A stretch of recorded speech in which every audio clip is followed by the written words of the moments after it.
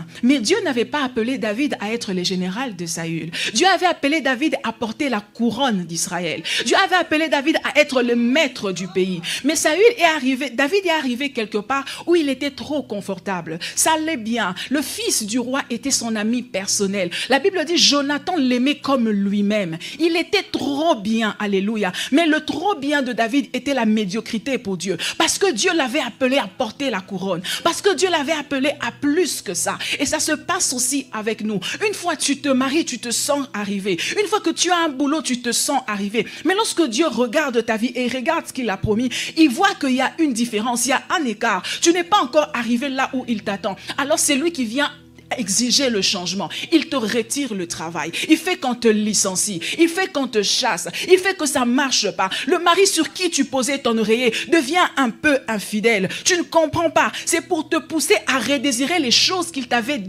promis au départ. Alléluia. Les hommes t'auront peut-être dit, oh, c'est une malédiction. Tu as perdu ton travail. Ce sont des liens de famille. Dieu m'envoie te dire, ce ne sont pas des liens de famille. Je t'ai retiré ces choses pour te redonner envie des choses que je t'avais promis au début. Tu es devenu trop confortable sur un niveau. Ça te va trop bien d'être marié. Ça te va trop bien d'être pasteur. Ça te va trop bien d'être travailleur, d'être employé. Moi, je t'ai appelé pour plus que ça. Mais le Seigneur m'a appris qu'il peut t'arracher le bien pour te donner le mieux.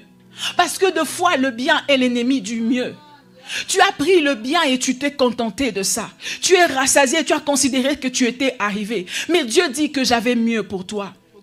J'insiste pour te faire comprendre qu'il y a ces circonstances, il y a ces difficultés qui nous arrivent. Ce n'est pas le diable, ce n'est pas ton oncle, ce ne sont pas des liens des familles. Rentre dans ta maison, ouvre ton cahier des promesses. Quel est le terminus de ta vie?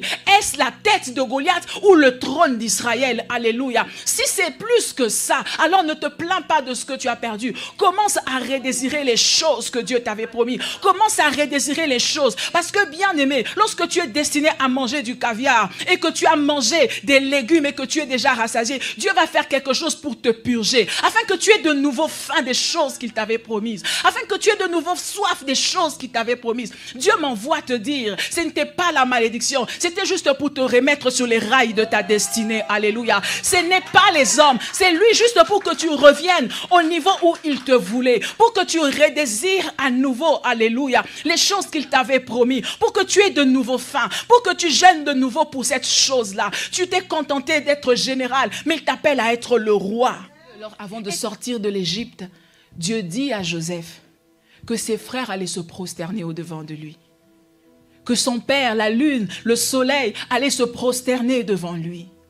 Mais dans la maison de Potiphar, peut-être les autres esclaves se prosternaient devant Joseph parce que Joseph était le maître de la maison. Mais parmi ces esclaves, il n'y avait aucun de ses frères. Or, dans le rêve, il était destiné à se tenir devant ses frères. Mais là, il était content de se tenir devant d'autres esclaves. Dieu dit, Joseph, je ne t'ai pas appelé pour être le chef de la maison de Potiphar. Je sais que tu es bien traité. Je sais qu'on te respecte ici. Mais ce n'est pas la copie de ce que je t'avais montré. La Bible me dit que ta volonté soit faite sur la terre comme au ciel. Lorsque tu regardes ta vie, est-ce que c'est semblable à ce rêve que je t'avais donné? Lorsque tu regardes ta vie, est-ce que c'est comparable à ce que je t'avais dit? Lorsque tu regardes ton mariage, est-ce que c'est comparable? Lorsque tu regardes ton ministère, est-ce que ça ressemble à ce que je t'avais montré dans le rêve? Tant que ça ressemble pas à ce que j'avais montré dans ton rêve, je suis prêt à briser ce que tu as aujourd'hui pour te redonner la fin des choses que je t'avais promis. Je suis prêt à casser ce que tu as aujourd'hui